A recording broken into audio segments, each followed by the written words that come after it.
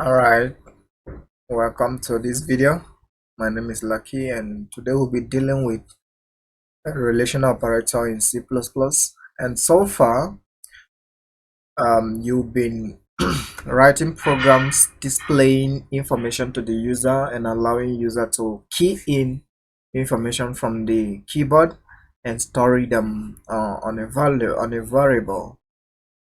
So now in this video we're gonna be talking about how we can compare probably what the information that the user enters on the keyboard.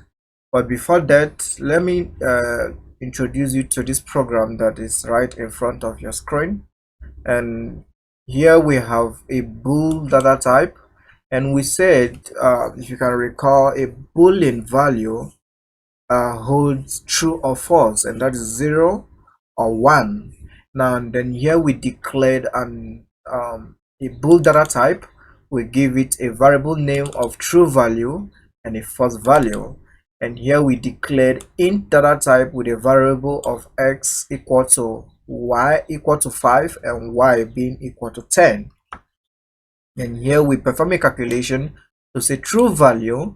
If it is true, a true value, we assign our variable a true value to be equal to x less than y. So in C++, relational operator, what we mean by relational operator, we are talking about values that you can compare all together. So this sign here is called less than, and here is for assigning. This is not equal to.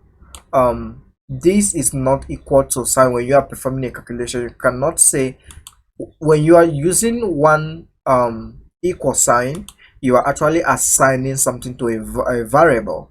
When you use double equal sign, you are actually determining whether x is equal to y or y is equal to what, x. And we'll go, as we continue, we're going to see how that works. So I will just run this. But before that, let me explain to you. So we have true value equal to x less than y, and false value equal to y, y equal to what, x.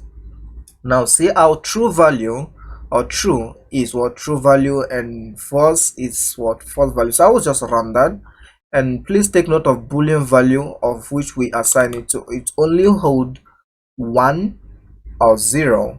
So if it is true, it is 1. If it is false, it is 0. So I will just run that, and then let's see what it shows.